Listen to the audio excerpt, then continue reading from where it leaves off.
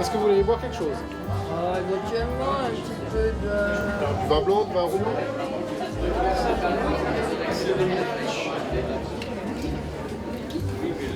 Mesdames et messieurs, bonsoir. Bienvenue dans cette magnifique salle du Cinéma Rex. On va particulièrement s'intéresser à la vie de la famille Moser. Maintenant, figurez-vous qu'il y a un cinéaste dans cette salle qui est avec nous ce soir, c'est Gianni Notaro. Gianni, en plus, est en tournage, parce que ce que vous allez voir là, c'est la première partie de la saga Moser. Il y en aura une deuxième qui va se faire un peu plus tard, que l'on verra certainement d'ici quelques mois. Mais voilà, on voulait vous montrer, enfin tu voulais avec Meryl nous montrer l'histoire de cette famille, de ce cinéma de Vevey. Cette première partie dure un tout petit peu moins d'une demi-heure. On se retrouve tout de suite après.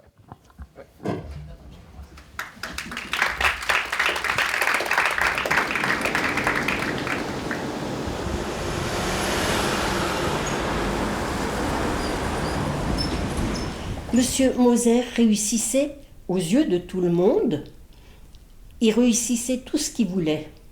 Mon père disait toujours tu restes jeune tant que tu as envie d'aller au cinéma. Et c'est pas tout faux. Le cinéma doit s'inscrire dans une démarche globale, sociale et culturelle, de sortie et de retrouver l'autre. Il s'est lancé dans une salle où le cinéma c'était autre chose que ce qu'il y a aujourd'hui. Jusqu'aux années 50, c'était assez difficile, de la mesure où il fallait aussi se battre pour pas accepter n'importe quoi. Je sais, c'est l'une des choses qu'il m'a dit, qu'il n'acceptait pas les films de Loufa, la propagande nazie, c'était pas un fanatique de ce genre de philosophie, et s'est battu la corde pour ne pas avoir à passer ce genre de film. Bon, il y a eu un quart de siècle, un bon quart de siècle là, je veux dire, entre 50 et 75, jusqu'au moment où je suis arrivé, ça n'a rien à voir avec moi, non.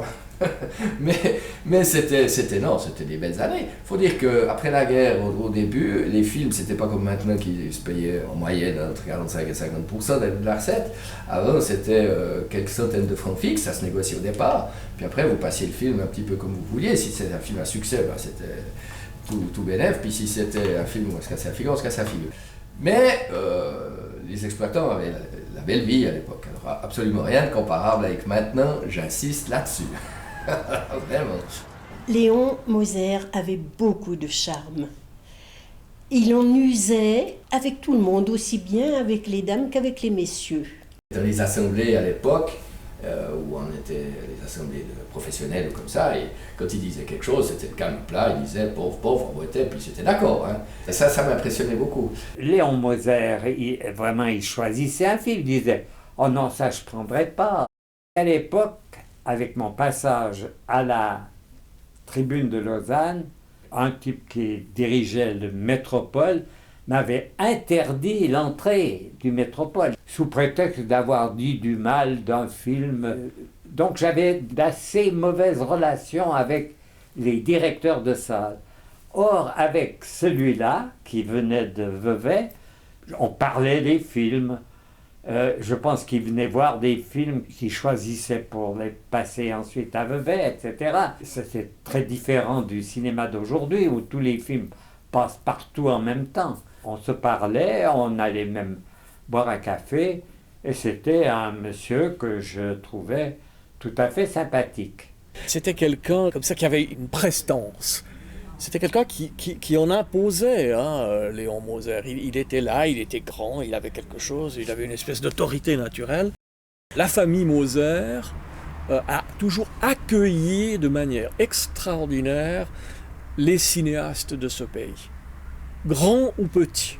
Pour des salles à moitié vides ou à moitié pleines, nos films ne faisaient pas recette, mais il ne faisait pas de différence, Léon. Il nous accueillait avec toujours beaucoup de gentillesse. Nous filons une enveloppe à la fin de la projection, c'était pas 6 mois plus tard, on avait notre argent le soir même, en général il nous laissait l'entier de la recette, et Yves a alors complètement perpétué cette tradition familiale. Au début, moi, les 15 premières années, j'ai vu que des chiffres rouges. Ça s'est un peu amélioré depuis les années 90, je n'ai pas dit que c'était plus facile, j'ai dit que ça s'était amélioré. Grâce au fait que dans les années 80, on a pu faire 3 salles, et toute la profession nous traitait de fous à l'époque, il ne faut pas oublier. C'est quand même les premiers triplex dans un seul bâtiment qui existait en Suisse, à l'image de ce qui se faisait à Paris à l'époque. Je ne veux pas leur dorer la face, hein, mais ce ne sont pas uniquement des commerçants. Je crois qu'ils aiment ça, en fait. J'allais dire avec beaucoup de générosité, mais c'est pas seulement ça, c'est qu'ils nous aiment bien, ils ont toujours fait ça avec beaucoup de bonheur, et ça continue. Pour moi, le cinéma, c'est toute ma vie.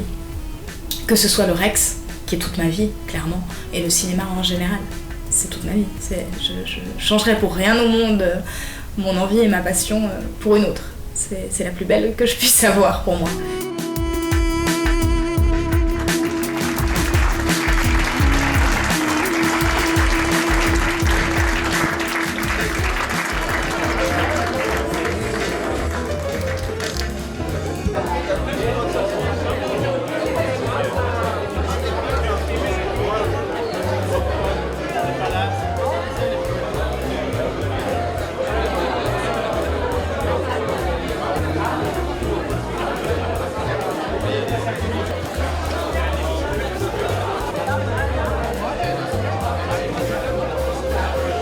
C'est le théâtre.